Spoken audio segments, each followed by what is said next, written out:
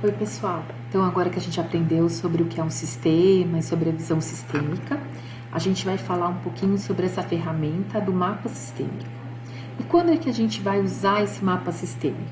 A gente pode usar quando a gente quer ter uma compreensão mais profunda sobre um sistema, então na fase, por exemplo, de diagnóstico do LAB, unificar perspectivas de um grupo, criar uma visão compartilhada e engajar as pessoas, então na fase 2 do LAB, identificar padrões e pontos de alavancagem para a nossa intervenção, então na priorização, na fase de priorização do LAB. Mitigar consequências, entender melhor o impacto do que faremos ou fizemos e funcionou de forma contraintuitiva. Lá no módulo 1, na trilha 1, a gente trouxe esse exemplo de um mapa sistêmico. Vou mostrar só o iniciozinho do vídeo.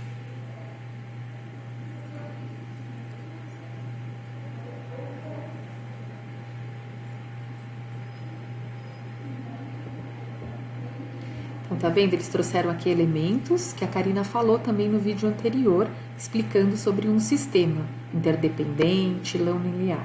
E aqui eles foram envolvendo várias pessoas e construíram um mapa bem completo sobre várias perspectivas sobre as questões das iniquidades a partir do processo de educação, do sistema educacional no Brasil. Tá vendo? Então, esse é um exemplo de um mapa sistêmico. Ok? Agora a gente vai falar um pouquinho, vou mostrar para vocês um mapa que eu construí, para a gente aprender um pouquinho como fazer esse mapa sistêmico. Então agora vamos ver como fazer um mapa sistêmico. A gente vai começar a partir desse contexto. Uma professora fala que falta visão integrada sobre os objetivos comuns na escola, diz que cada um faz o que quer, que tem professor que usa o tempo do planejamento para fazer atividades particulares, e conta que o planejamento de aula que fez e entregou para a coordenadora aparentemente nem foi lido, dado que ela não recebeu nenhuma devolutiva.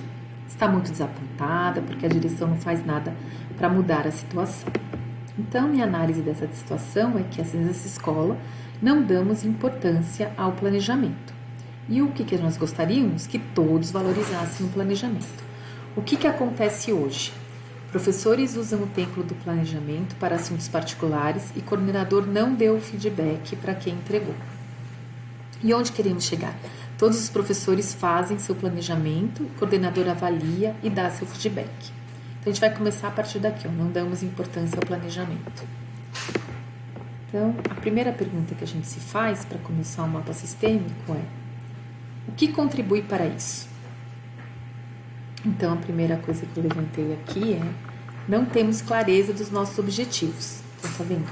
Eu colocar uma flechinha aqui, que isso vai impactar isso. Então, porque não temos clareza dos nossos objetivos, não damos importância ao planejamento. Então, quanto mais, a gente vai usar esses sinaizinhos aqui, ó. Quanto mais não temos clareza dos nossos objetivos, mais não damos importância ao planejamento.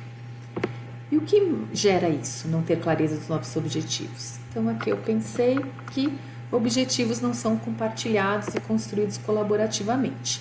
Então, quanto mais os objetivos não são compartilhados e construídos colaborativamente, a intenção da flechinha aqui, isso vai gerar mais não falta de clareza, né? Não termos clareza dos nossos objetivos.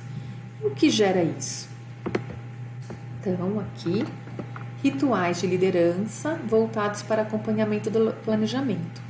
Então, aqui no caso é menos. Então, menos rituais de liderança voltados para o acompanhamento do planejamento vai gerar mais objetivos não compartilhados e construídos colaborativamente, que por sua vez, mais disso vai gerar mais não ter clareza dos objetivos e mais não ter clareza, falta de clareza dos objetivos vai gerar não dar importância ao planejamento. A outra pergunta que a gente pode se fazer é: o que isso pode gerar ou influenciar? Então, se nós não damos importância ao planejamento, aqui ó, a flechinha está na outra direção. Então, agora isso aqui influencia aqui. Então, não dar importância ao planejamento influencia que pessoas não se dedicam ao planejamento. Então, quanto mais não damos importância ao planejamento, mais pessoas não se dedicam ao planejamento. E o que mais que isso pode gerar? Quanto mais pessoas não se dedicam ao planejamento, mais dificuldade de aprender com aulas confusas e sem intencionalidade pedagógica. E o que mais que isso gera? Então, mais dificuldade em aprender com aulas confusas e intencionalidade pedagógica vai gerar mais frustração com os resultados de aprendizagem. Eu ainda completei aqui, ó, mais frustração com os resultados de aprendizagem vai gerar pessoas que não se dedicam ao planejamento, porque as pessoas ficam frustradas e elas vão se dedicando cada vez menos. E o que mais que eu posso enxergar nesse mapa?